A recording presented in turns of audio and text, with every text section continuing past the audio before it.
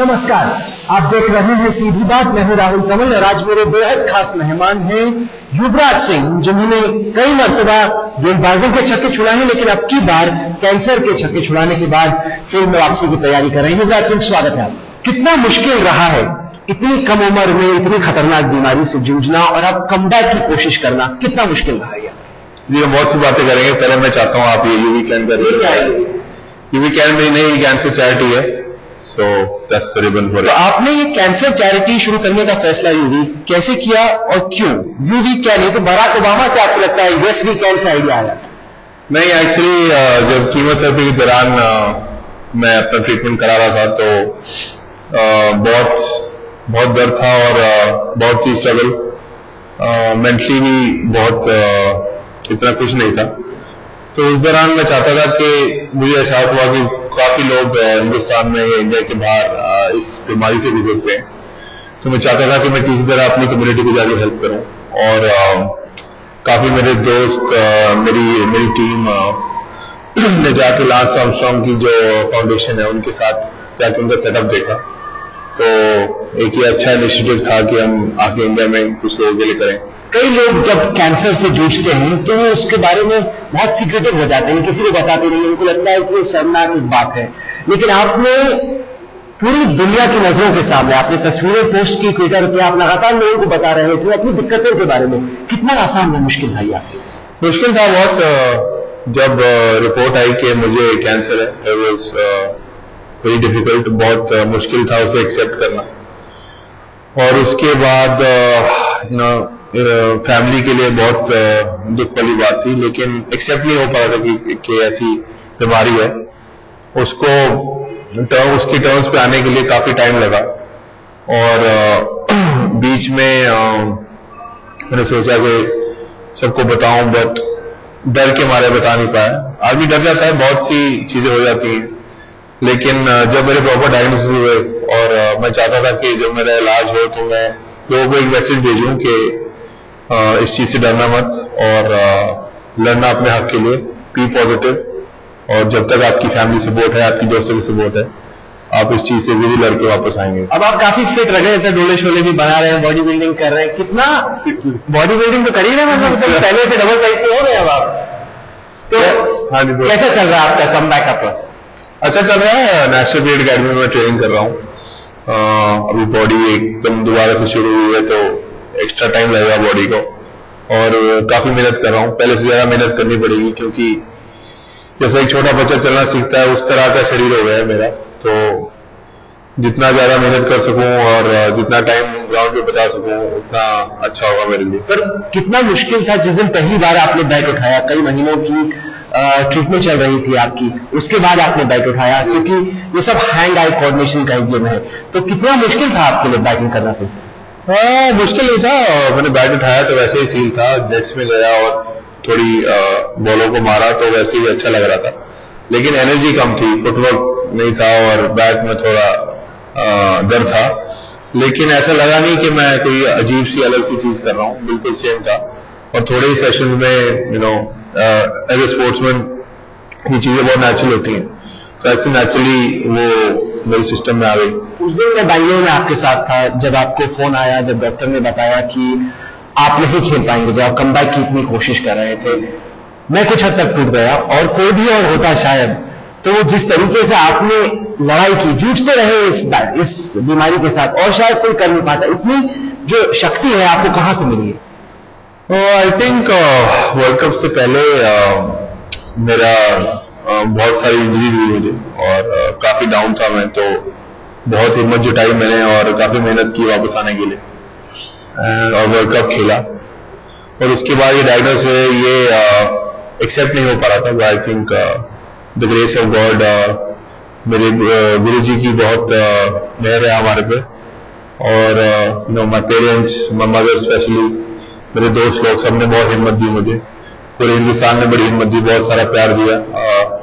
मेरा जब ट्रीटमेंट के दौरान में गुजर रहा था तो बहुत सारी विशेष आई, और आई थिंक दुआ से ही मैं ठीक हूँ मेरे हिसाब से। क्या बदला है आपकी जिंदगी में? आपने वो दौर देखा है जब आपके पीछे हजारों लोग दौड़ा करते थे और आपने वो दौर भी देखा है जब आप अकेले एक अस्पताल में रहते हैं, जब आपके साथ ज्यादा लोग अपने परिवार के अलावा कोई नहीं रहता। क्या फर्क है इन दोनों दुनियाओं में और आप में क्या फर्क आया है? आई थिंक फर्क ये है कि आप एक दुनिया इस तरीके की है जब सब खुशी है, आप कंट्री के लिए अच्छा कर रहे हैं, लोग आपकी बातें कर रहे हैं। लेकिन जब आप इस दौर से जाते हैं तो आपको मालूम पड़ता है कि आपका असली दोस्त कौन है, आपके असली वेलविशर कौन है। और लकीली बहुत लोगों ने मेरे लिए प्रे किया, तो मुश्किल समाधान सीखा ये कि सबसे इम्पोर्टेंट आपकी फैमिली है, आपके दोस्त है, करीबी दोस्त, और उनसे बढ़कर कोई चीज नहीं है लाइफ में।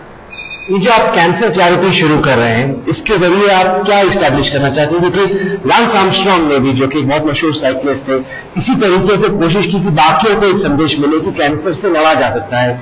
यूवी कैन के जरिए आप क्या इस्टेब्लिश करना चाहते हैं? जी, यूवी कैन का जरिया लांस आर्मस्ट्रांग की चैरिटी के थ्रू ही आया है। उनका जरिया था कि लोगों में स्टिग्मा, जो कि डर और डिटेक्शन बहुत इंपॉर्टेंट है कैंसर से लड़ने के लिए। जो स्टिग्मा है, लोग डर जाते हैं, किसी को हार लगाया उनको लगता है उसको कैंसर हो सकता है, या किसी का जूठा पानी पिया उनको लगता है कैंसर हो सकता है। तो इट्स इंपॉर्टेंट कि लोगों को मालूम होना चाहिए कि इसके एक्चुअल डायग्नोसिस क्या है। अर्ली डिटेक्शन, बहुत से लोगों को इश्यूज होते हैं बॉडी में, कोई खांस रहा है या किसी के पेट में दर्द है, कोई चेकअप नहीं कराता, जो कि मैंने किया। एंड आई डोंट वांट कि जो लोग इसे देख रहे हैं वो भी ये करें। तो early detection would be the early cause. अगर आप पहली स्टेज में डायग्नोज हो जाते हैं या उससे भी जल्दी आप डायग्नोज होते हैं तो आपकी जान को इतना खतरा नहीं है जितना खतरा आपको थर्ड या फोर्थ स्टेज में। सो मैं चाहता हूँ डिटेक्शन और स्टिग्मा के थ्रू अगर हम परसेंटेज कैंसर का कम ला सके तो आपको लगता है जब आप पीछे इस दौर के बारे में सोचते हैं कि कहीं ना कहीं शायद आपने जल्दबाजी की, वापस आने की, या जल्दबाजी की, या ये चाहने की कोशिश की कि ये ना हो, इस वजह से आप खेलते रहे, लड़ते रहे, ट्रीटमेंट को अवॉइड करते रहे और शायद उस वजह से और वक्त लग गया? और मैं अपने सिम्टम्स को अवॉइड करता रहा। वही मैं कहना चाहता हूँ कि लोग जो देख रहे हैं उन्हें नहीं करना चाहिए। लेकिन अगर मैं सिम्टम्स को अवॉइड नहीं करता, वर्ल्ड कप शायद नहीं खेल पाता। और वर्ल्ड कप के बाद मैंने आईपीएल में भी इतना सीरियसली नहीं लिया, बट मेरे को मालूम था कि कुछ तो गड़बड़ है, बट मैं उम्मीद नहीं कर रहा था कि मुझे शायद कैंसर हो। आपने वर्ल्ड कप कैंसर की बीमारी का सामना करते हुए खेला। आपने कई बार कहा भी कि लगातार आप वर्ल्ड कप के दौरान बीमार रहते थे। क्या डॉक्टर्स ने बाद में आपको बताया कि जो आपने किया वो बहुत खतरनाक था? कितना मुश्किल था वर्ल्ड कप खेलना कैंसर के साथ? मालूम नहीं था उस टाइम, लेकिन जैसे उल्टी आ जाती या वॉमिट हो जाता था और खांसने के टाइम खून निकलता था, तो मैंने उसे सीरियसली नहीं लिया। लेकिन डॉक्टर्स ने बाद में बोला कि ये बहुत खतरनाक बीमारी थी और इस बीमारी में, क्योंकि जो कैंसरस लम्प था वो मेरे हार्ट के ऊपर बैठा हुआ था और वो मेरी हार्ट की आर्टरीज को ब्लॉक कर रहा था। उन्होंने बोला कि ग्राउंड पे हार्ट फेल भी हो सकता था, rather than कैंसर की बीमारी से आप हो सकता था। जी, तो अच्छा हुआ उस टाइम नहीं मालूम पड़ा। अपनी मम्मी को जब पता चला तो उन्होंने क्या कहा? उन्होंने बोला नहीं कि क्या करो, जाओ इलाज कराओ पहले? नहीं, एक्चुअली किसी को मालूम नहीं था। जब आईपीएल खत्म हुआ उसके बाद डायग्नोसिस हुए, इतनी डिस्कशन डिटेल में हुई नहीं कि कब हो सकता था, कब कराना चाहिए था। मैंने उस चीज को अवॉइड किया। तो मदर वॉज वेरी अपसेट, लेकिन आज की डेट में वो बहुत खुश है। बीसीसीआई के चीफ सिलेक्टर कृष्णाचारी श्रीकांत ने कहा कि T20 वर्ल्ड कप से पहले वो युवराज सिंह को दोबारा टीम में देखना चाहते हैं। काफी हौसला अफजाई हुई होगी आपकी कि इतने सारे लोग और खासतौर से चीफ सिलेक्टर आपको टीम में दोबारा देखना चाहते हैं। जी बिल्कुल, बहुत लोगों का सपोर्ट रहा है ना, बीसीसीआई की बहुत सपोर्ट रही है। इट्स नाइस टू सी के सिलेक्टर्स ने ऐसा बोला, स्पेशली श्रीकांत जो अपने टाइम में बहुत धुआंधार खिलाड़ी रहे हैं। तो लोग चाहते हैं कि मैं वापस आऊं और मैं भी यही चाहता हूं कि मैं मेहनत करूं और एक दिन इंडिया के लिए वापस आई खेलूं। सुना तो ये है कि आप काफी धुआं छुड़ा रहे हैं। बॉलर्स का ईशांत शर्मा शायद आप पे बॉलिंग कर रहे थे एमसीए में और आपने 7 छक्के मारे, उनके ऐसा हुआ क्या? वो टेनिस बॉल मैच था, उन्होंने पहले 6 छक्के मारे और आखिरी बॉल पे मुझे 6 रन चाहिए जीतने के लिए। तो मैंने छक्का मार दिया, लेकिन वो मान नहीं रहे थे, अभी भी नहीं मानते। अभी भी नहीं मानते। लेकिन क्या आपको लगता है कि इसी तरीके से, इसी जज्बे में, उसी फॉर्म में आप दोबारा लौट पाएंगे? अभी कुछ कह नहीं सकते, इट्स टू अर्ली। लेकिन मैं मेहनत कर रहा हूँ, बहुत एक्स्ट्रा मेहनत लगेगी वापस उस मुकाम पे पहुंचने के लिए। मुझे मालूम नहीं मैं कैसे आगे खेलूंगा, बट अगर आगे मैं खेला तो ये मेरे लिए बहुत बड़ी अचीवमेंट होगी। और किस तरह से आपकी गेम में आपको लगता है या आपके जिंदगी को अप्रोच करने के जो तरीके में क्या फर्क आएगा पहले और अब? तो ये पहले इवेंचुअली क्रिकेट के बारे में ध्यान दिया जाता था। अब लाइफ को मैं ज्यादा अहमियत देता हूँ, इसलिए मैंने यूवी कैन इसलिए स्टार्ट किया कि मैं चाहता हूँ कि मैं लोगों की जिंदगियों के लिए कंट्रीब्यूट करूँ, लोगों की जिंदगियां अच्छी करूँ और उनको हेल्प कर सकूँ, अपना हाथ बढ़ा सकूँ उनके लिए। लेकिन ये अकेले नहीं होगा, मैं भी चाहता हूँ कि पूरा हिंदुस्तान या लोग मेरी आगे मदद करें इस मुकाम में। और सपना तो है ही वापस आए क्रिकेट खेलना इंडिया के लिए, तो इसमें भी पूरी जी जान से लगा हूँ। काफी बुरी हालत हो रही है भारत की टीम की, आपकी जब मौजूदगी में पहले इंग्लैंड में पीटे, फिर हमने यहाँ पे जाकर ऑस्ट्रेलिया में पीटे, तो काफी जरूरत है टीम को वैसे आपकी। यहाँ इंडिया की तारीफ करना तो आपकी पुरानी आदत है। हार क्या 4 मैच में 0-0 हार गया टेस्ट मैच में, इधर ये था भाई टीम लगता है कि खराब दौर से इस वक्त गुजर रही है, खासतौर से भारत के बाहर। नहीं, अच्छा नहीं कर रही। मैं उम्मीद करता हूँ कि अभी नए सीजन में इंडिया टीम अच्छा करे और मैं भी इंडिया के लिए जल्द से आगे खेलूं। कितना आपको लगता है जब आप बीमार थे और आप देख रहे थे अपने बाकी खिलाड़ियों को खेलते हुए, क्या आपको कभी न कभी दिल में लगा कि शायद मेरी कभी वापसी ना होता? लगता था इनिशियली मैंने डायग्नोज और मैं ट्रीटमेंट के लिए मेरी टीम लगता था कि मैं खेल पाऊंगा, लेकिन फिर भी मैं चाहता था कि मैं जो देख रहा था टीवी हमारे प्लेयर अच्छा करें।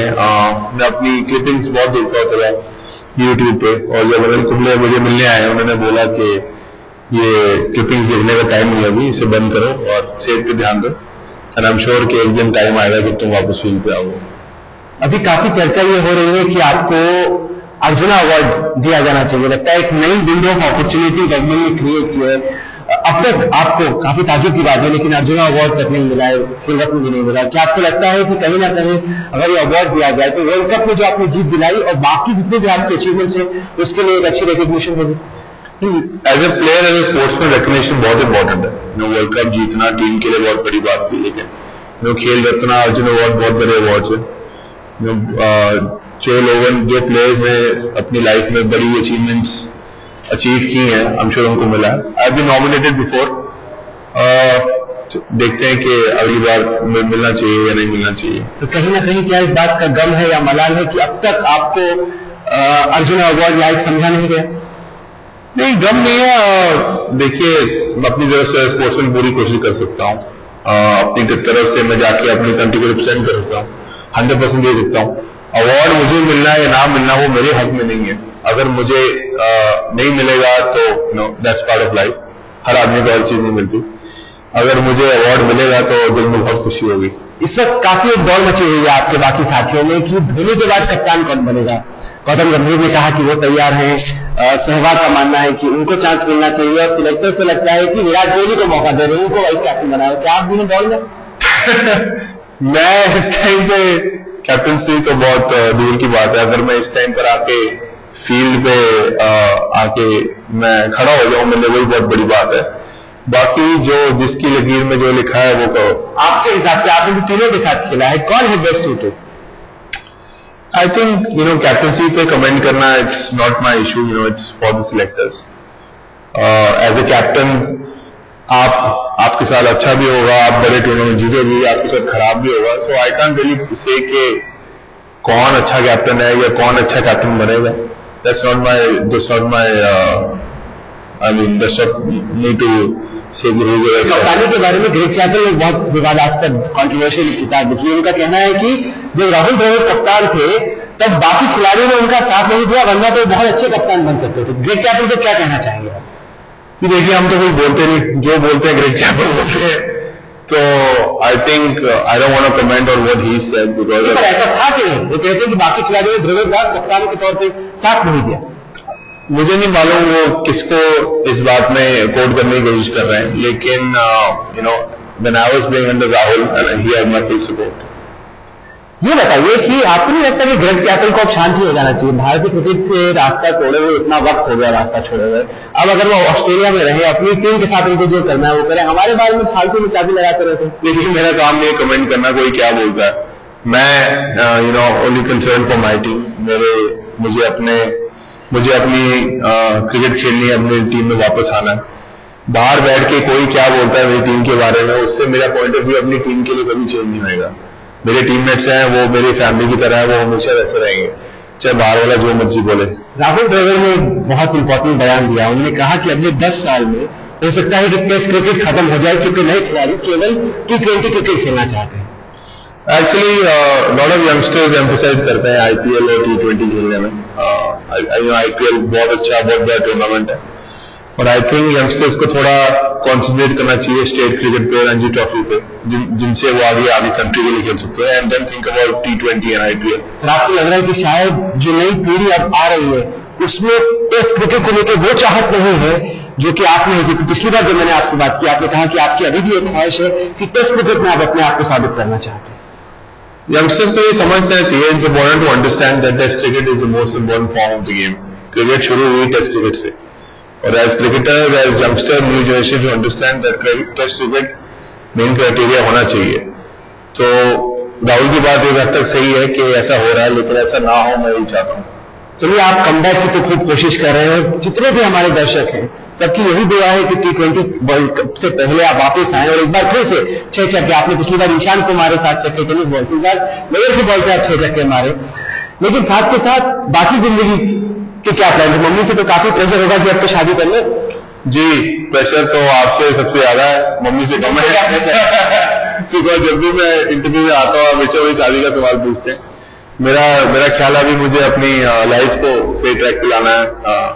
Lot of time has to be invested in we can, और मुझे आके इंडिया के लिए खेलना है। तो मैं उम्मीद यही करता हूँ कि जब सेटल हो जाएगा मेरी शादी भी एक बार हो जाएगी। एक बार एक बारी हो उतना ही काफी है, लेकिन जल्द हम मम्मी के हिसाब से हम उम्मीद करते हैं कि आपकी ये नई कोशिश सफल हो। हमसे बात करने के लिए युवराज बहुत बहुत धन्यवाद। तो ये थी युवराज सिंह से आज की सीधी बात। ये कार्यक्रम आपको कैसा लगा? आप अपनी राय हमें ईमेल के जरिए भेज सकते हैं। हमारा एड्रेस है sb@aajtak.com। साथ के साथ इस कार्यक्रम को आप हमारी वेबसाइट पर देख सकते हैं, जिसका पता है www.aajtak.in/सीधी बात।